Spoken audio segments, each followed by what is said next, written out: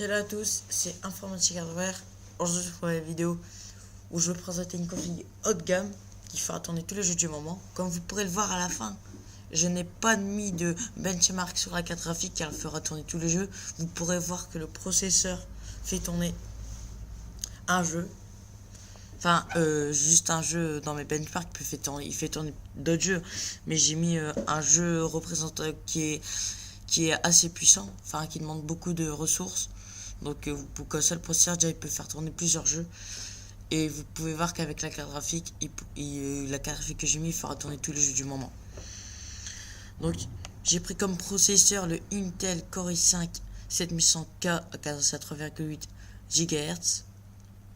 Donc c'est un processeur Kaby Lake avec un ventilateur non inclus en processeur socket 1151 avec un cache 6 mégaoctets et les codes core. Donc j'ai pris le i5 7100K parce qu'on pourra encore plus l'overclocker.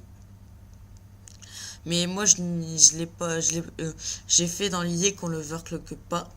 Donc tous les composants ne overclock aucun composant et qu'on les laisse comme ça. Donc vous verrez qu'à la fin l'alimentation j'expliquerai pourquoi je n'ai pas pris une au-dessus quoi. Donc comme carte mère j'ai pris la Asus Maximus 9 Formula, une carte mère en chipset Intel 770 en socket 1151.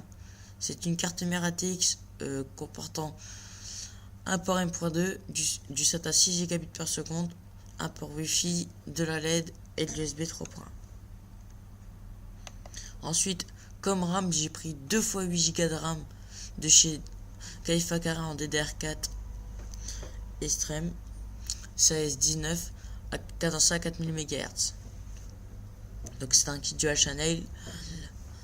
Ensuite, comme water cooling, j'ai pris un JetSystem Kraken X72, donc water cooling autonome en socket AMD TR4, AM4, AM3+, AM2+, FM2+, FM1, 2011 V3, 1366, 1150, 1151, 1155 et 1156. Donc j'ai pris un water cooling car ça suit mieux avec la config. Voilà. Donc comme pâte thermique, j'ai pris la Thermal Grizzly Crown 1 g. Donc c'est une pâte thermique qui est très bien pour votre PC, justement, elle est même très bonne. Donc c'est une haute performance. Il y a des grandes personnes, enfin je veux dire des grands youtubeurs qui l'utilisent grâce à cette renommée. Et aussi grâce aux youtubeurs hardware qui expliquent pourquoi elle est ceci meilleure, voilà. Ensuite j'ai pris la GTX 1080 Ti de chez Gigabyte et Aorus. Donc 11 Go Extreme Edition.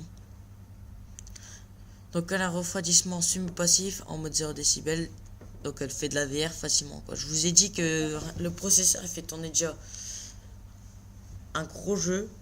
Mais alors là avec la carte graphique c'est un peu tu vois du surpuissant quoi hein. Je vais pas te mentir.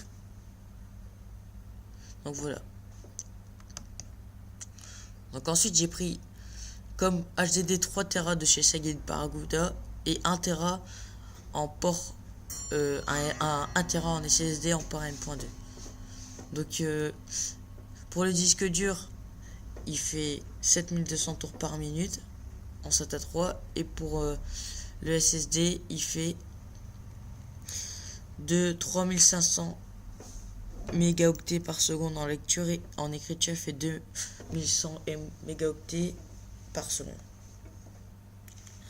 Ensuite comme boîtier j'ai pris le Fantex Ento Evolve ATX Amperette Center Black. Donc c'est un boîtier PC moyenne tour ATX, micro ATX, mini ATX en USB 3.0 avec fenêtre pleine taille. Ensuite comme alimentation j'ai pris la 650 watts de G1 certifié 80 plus bronze, la Supernova de chez VGA. Elle est modulaire, compatible ETA C 6 et 7. Donc je n'ai pas pris le meilleur, j'ai pris comme watt le plus bas. Enfin pas le plus bas mais vous avez compris ce qu'il fera tourner. Donc toute la config. Donc j'ai juste pris ça parce que ça servait à rien de prendre 700 watts ou 750 watts puisque je partais dans l'idée de ne pas overclocker. Puisque déjà un i7 7600K fera tourner plusieurs jeux. Donc avec la GTX 1080 Ti, ça ne demande pas overclocker tout de suite. Vous pourrez overclocker même la RAM. Hein.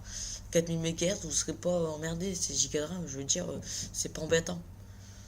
Donc vous pouvez déjà attendre, donc je veux dire, vous pourrez passer à soit overclocker, mais ça servira à rien.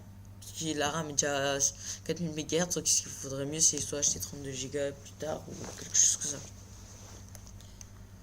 Et d'overclocker, pas maintenant, ça coûtera. Ça vous coûtera moins cher plus tard d'acheter une alimentation pour overclocker que d'acheter d'autres composants. Donc le prix des composants, donc le processeur il coûtait 230 €, la carte mère 390 €, la RAM 270 €, le water cooling 200 €, la pâte thermique 6 €, la carte graphique 1050 €, le SSD 550 €, le disque dur 84 €, le boîtier 220 € et l'alimentation 100 €. Donc la valeur arrondie, il y en a pour 3150 € on va dire, et pour la valeur exacte 3090 €.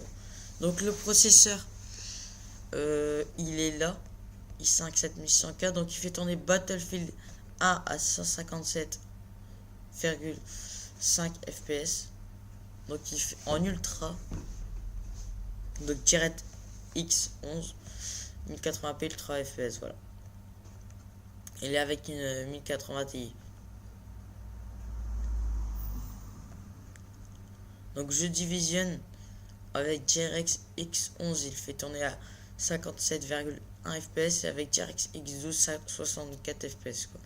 Donc je trouve ça vraiment pas mal, juste pour le processeur ici.